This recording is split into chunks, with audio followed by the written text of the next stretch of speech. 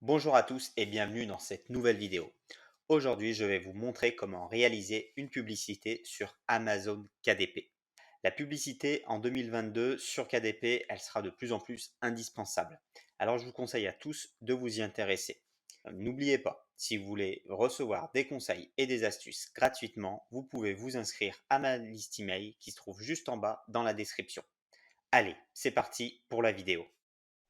Alors pour commencer avec cette vidéo sur la publicité, je vais vous expliquer dans les grandes lignes comment fonctionne la publicité. Alors c'est une vidéo plutôt qui s'adresse à des débutants qui veulent démarrer dans la publicité.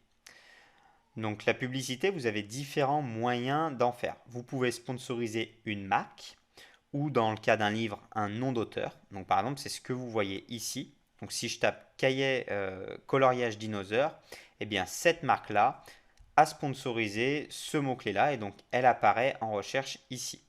Vous voyez, vous avez le petit logo ici, sponsorisé, qui veut dire que là, on est dans la partie sponsorisée.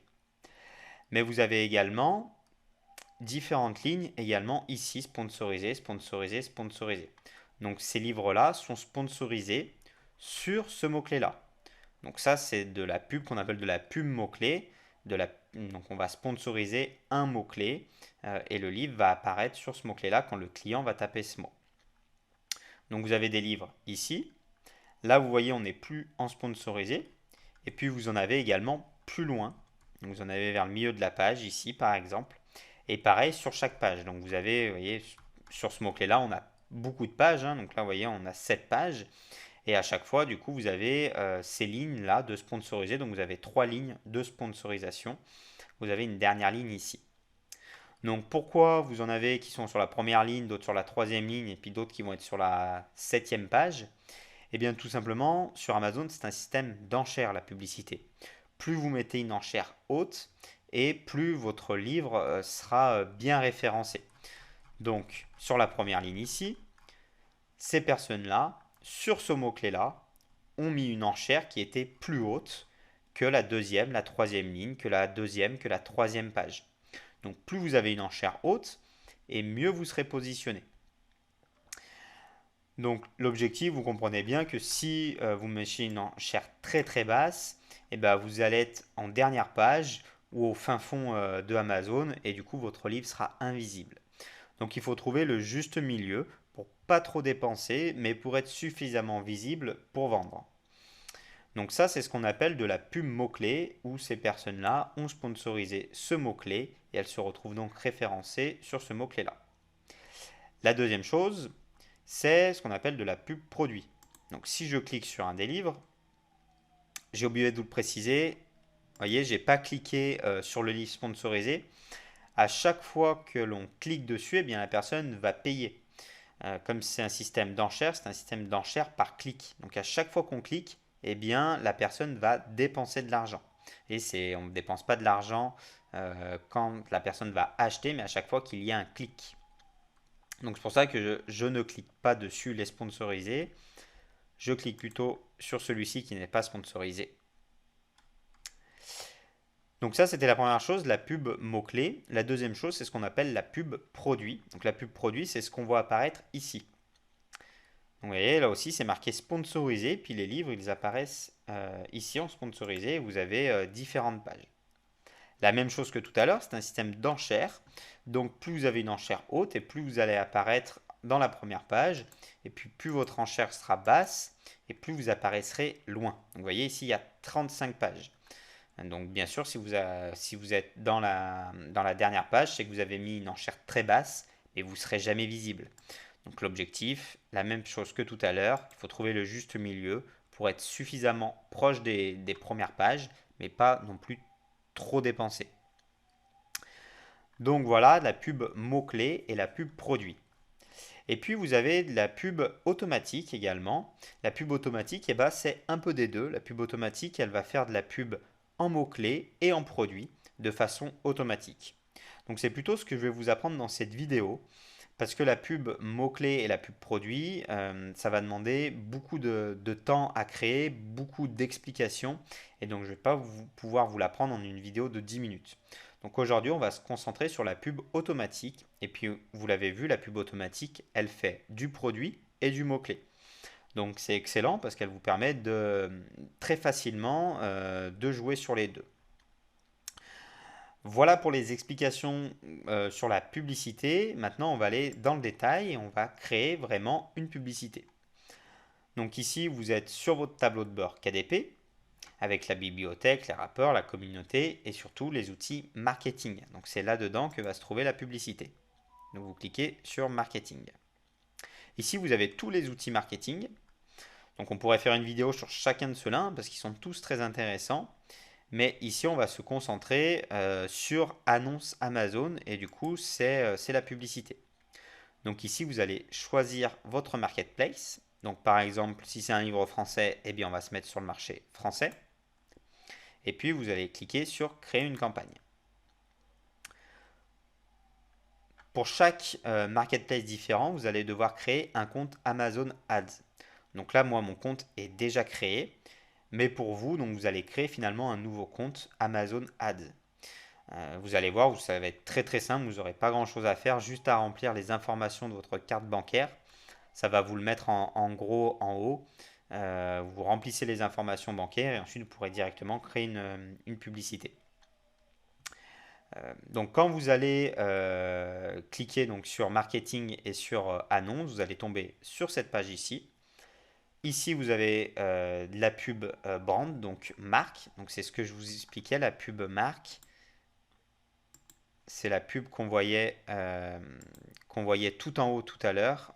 Donc c'est la pub ici. Donc ça, c'est de la pub marque. Donc ça, je vous le déconseille. C'est plus compliqué à avoir des bons résultats. Donc d'abord, les autres seront plus simples. Donc là, on va être sur de la pub qu'on appelle de la pub produit. Donc ce sera soit de la pub produit ou soit de la pub mot-clé ou automatique. Donc les trois sont possibles. Donc ici, c'est ce que nous allons faire. Donc on va cliquer sur continuer. Et donc là, nous allons créer la campagne. Donc pour créer la campagne, ce que je vous conseille de faire déjà, c'est de mettre un nom de campagne. Donc un nom de campagne, eh bien, je vous conseille de mettre le titre de votre livre, par exemple. Donc dans notre exemple, coloriage dinosaure, par exemple, parce qu'on était sur l'exemple des dinosaures. Et puis comme je vais vous apprendre à faire une pub automatique, eh bien on va mettre automatique. Donc je vous conseille de bien le faire à chaque fois, le nom de votre livre, le type de campagne, parce qu'au fil du temps, vous allez avoir beaucoup de campagnes et ce sera plus facile de vous y retrouver. Le portefeuille, donc le portefeuille, on pourra le voir plus tard dans une autre vidéo. Moi, les portefeuilles, je m'en sers beaucoup pour classer mes publicités. Comme je fais plusieurs publicités pour un seul livre, ça me permet de mettre toutes mes publicités dans un seul portefeuille. La date de début. Alors moi, je vous conseille de mettre la date d'aujourd'hui, donc de laisser comme ça finalement. Je ne mets jamais une date postérieure. Je laisse toujours la date d'aujourd'hui et je ne mets jamais de date de fin. Parce que ma publicité, je vais la suivre. Donc pareil, ça demanderait une autre vidéo ou des explications complémentaires. Mais une publicité, ça s'optimise avec le temps, ça se travaille pour être de plus en plus rentable. Et du coup, moi, ma publicité, je la check régulièrement. Et du coup, j'ai pas besoin de mettre date de fin. Si jamais la publicité elle est catastrophique, je vais vite le voir et je pourrais la couper si j'ai envie. Donc moi je mets pas de date de fin, comme ça au moins j'ai pas de mauvaise surprise. Si un jour je mets une date de fin et que ma pub elle marche bien, ça serait dommage. Donc c'est ce que je vous conseille de faire, mettre la date d'aujourd'hui et pas de date de fin. Le budget quotidien. Alors le budget quotidien, vous pouvez commencer avec 5 euros pour le temps de voir ce que ça donne. En principe, sur une campagne auto, vous n'allez pas tout de suite dépenser 5 euros. L'idée, c'est de mettre un budget quotidien maximum pour pas avoir de mauvaises surprises. Si vous faites une mauvaise manipulation, s'il y a quelque chose qui se passe mal, ça vous évite de dépenser 50 euros pour rien. Ce budget quotidien, eh bien, plus votre pub elle va fonctionner et plus il faudra le monter. Donc les premiers jours, vous pouvez partir à 5 euros. Et puis si votre livre commence à vendre, à bien fonctionner, il faudra peut-être partir sur 10, sur 15, sur 20 euros. Et petit à petit, augmenter votre budget quotidien. Donc ça dépend de votre livre, ça dépend de s'il va beaucoup vendre ou pas. Ça dépend si vous faites une bonne publicité, ça dépend de sa couverture, ça dépend de son titre, ça dépend de sa description, ça dépend de beaucoup de choses. Donc le budget quotidien, je vous conseille de démarrer sur 5 euros. Et si vous avez besoin, eh ben vous allez l'augmenter petit à petit, passer à 10 euros, passer à 15 euros, à 20 euros, etc. quand vous allez commencer à vendre suffisamment. Au début, ça ne sert à rien de mettre un gros budget quotidien. Le ciblage. Donc, comme je vous disais, on a du ciblage manuel. Dans du ciblage manuel, on va pouvoir faire du ciblage produit ou du ciblage mots-clés. Et vous avez également du ciblage automatique. Donc, c'est ce qu'on va voir dans cette vidéo, ciblage automatique. Donc, la publicité automatique, elle va faire les deux. Elle va être capable de vous sponsoriser sur des mots-clés ou sur des produits. Ici, vous avez le type d'enchère. Les enchères fixes. Alors, comme son nom l'indique, une enchère fixe, c'est une enchère qui ne bouge pas. Comme je vous disais, c'est un système d'enchères par clic. Donc, si par exemple, vous mettez 20 centimes d'enchère, chaque fois que la personne va cliquer sur votre livre sponsorisé, vous allez dépenser 20 centimes. Donc là, l'enchère est fixe. Enchère à la hausse et à la baisse. Alors, à la hausse, ça veut dire que votre enchère est capable de monter. Si par exemple vous mettez une enchère à 20 centimes mais que tous vos concurrents sont à 1 euro, automatiquement votre enchère va monter pour être au niveau des concurrents. Donc ça je vous le déconseille parce que ça peut être dangereux. Si vous avez un concurrent qui se met à 10 euros d'enchère, automatiquement votre enchère elle va grimper en flèche et du coup vous risquez de dépenser beaucoup. Moi ce que je vous conseille c'est de mettre enchère dynamique à la baisse. Donc en fait, automatiquement, si les concurrents ont des enchères plus basses, votre enchère va diminuer légèrement. Elle ne diminue pas complètement. C'est-à-dire que si vous mettez 20 euros d'enchère et que tous les concurrents sont à 10 centimes, vous allez pas votre enchère ne va pas diminuer à 10 centimes. C'est un espèce d'algorithme qui fait ça. Et du coup, votre enchère, elle diminue à peu près de moitié par rapport aux concurrents. Donc si vous êtes à 50 centimes et que d'enchères et vos concurrents sont à 10 centimes, vous allez payer à peu près 25-30 centimes le clic. Mais du coup, moi je vous conseille de mettre ça. Comme ça vous permet, si vos concurrents sont un petit peu plus bas, ça va vous permettre de vous rapprocher de vos concurrents et de payer un petit peu moins. Ensuite, création de groupe. Donc, création de groupe, ça va être pour mettre plusieurs livres dans une publicité. Moi, je vous déconseille de faire ça. Je vous conseille de mettre toujours un seul livre par publicité. Alors, c'est une règle simple, un livre, une publicité. Pourquoi? Parce que comme je vous le disais, une publicité, ça s'analyse, ça s'optimise. Et du coup, si vous avez plusieurs livres dans une publicité, ça sera difficile de voir qui vend quoi. Donc, un seul livre, une seule publicité. Comme ça, vous pourrez facilement analyser votre pub. Donc là, il faut juste cliquer sur ajouter pour tout simplement ajouter un des livres. Une fois que vous avez ajouté votre livre, donc là je ne vais pas le faire, c'est pour l'exemple. Une fois que vous avez ajouté votre livre, vous avez ici le ciblage et du coup l'enchère. Donc vous voyez, l'enchère par défaut est de 40 centimes. Donc là, vous allez pouvoir faire varier votre enchère. À chaque fois que quelqu'un va cliquer sur votre livre, vous allez donc payer, dans ce cas, 40 centimes. Alors, pour définir l'enchère, ça va dépendre de beaucoup de paramètres. Ça va dépendre de votre budget, ça va dépendre de votre objectif, ça va dépendre de votre stratégie, ça va dépendre de la niche. Forcément, plus une niche va être concurrentielle, plus il faudra mettre probablement une enchère qui va être haute. Plus votre stratégie va être élevée, c'est-à-dire que si vous voulez rentrer dans le top 100 des livres d'Amazon, vous n'allez pas avoir la même enchère que si vous voulez rentrer dans le top 10 000, etc. etc. Donc, une enchère, moi je vous conseille de démarrer entre 10 et 20 centimes.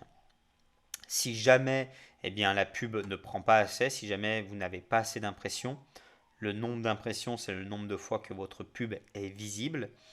Donc si jamais votre pub est pas assez visible, si vous voyez qu'elle ne dépense pas suffisamment, vous pourrez augmenter votre enchère. Mais au début, ça ne sert à rien de mettre une enchère de 50 centimes parce que vous risquez de trop dépenser pour rien.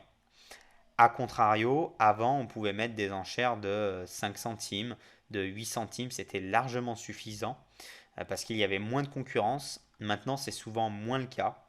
La plupart des niches, encore une fois, ça dépend des niches, des stratégies, mais la plupart du temps, moi, je vais débuter entre 10 et 20 centimes pour tester, pour voir ce que ça donne.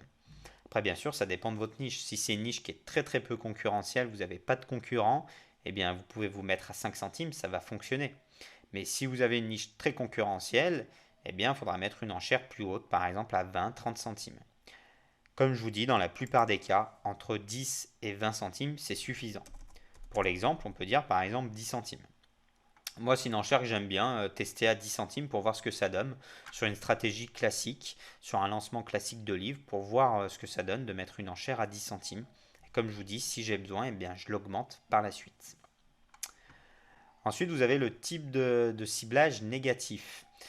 Donc les ciblages négatifs, eh bien, c'est pour sortir un mot-clé ou un produit de votre publicité. Comme vous le savez, là, on est dans une pub automatique. Une pub automatique, elle va viser soit des mots-clés, soit des produits de façon un petit peu aléatoire. C'est l'algorithme qui va le décider. Des fois, vous avez certains mots qui vont vous faire dépenser de l'argent et qui ne vont pas vous faire gagner de l'argent. Dans ce cas-là, eh bien, vous pourrez les mettre en ciblage négatif. Ça peut être aussi des mots qui ont une double utilisation. En français, on a beaucoup de mots qui ont une double utilisation et du coup, ça peut valoir le coup des fois de les mettre en mots-clés négatifs pour ne pas perdre de l'argent pour rien. Voilà, c'est assez rare de s'en servir, ou du moins on s'en sert souvent un peu plus tard quand on va analyser nos pubs et quand on va pouvoir placer des mots en ciblage négatif. Pareil, après vous avez le ciblage négatif par produit, c'est exactement les mêmes explications. Vous pouvez mettre un produit en ciblage négatif. Donc ça, comme je vous le disais, au début, vous n'en avez pas forcément besoin. Ça va plus venir après dans votre utilisation, dans votre analyse de pub. Ça peut arriver qu'on mette dès le début des ciblages négatifs. Si jamais vous savez que vous avez un mot-clé qu'il faut pas être que vous ne devez pas être visé dessus, eh bien vous pouvez le mettre. Mais globalement, c'est rare. Donc si je résume, ce que je vous conseille, c'est de mettre un budget quotidien à 5 euros, un ciblage automatique, une enchère à la baisse et en enchère, eh bien, de commencer relativement bas, entre 10 et 20 centimes. Voilà pour un début de pub automatique. Et ensuite, vous n'avez plus qu'à cliquer sur lancer la campagne. Donc là, on était vraiment dans de la création. Je pense que j'essaierai de vous faire une vidéo sur ensuite l'analyse d'une pub automatique pour regarder le nombre d'impressions, le nombre de clics, etc. Et pour essayer de vous aider à rendre votre pub automatique plus rentable.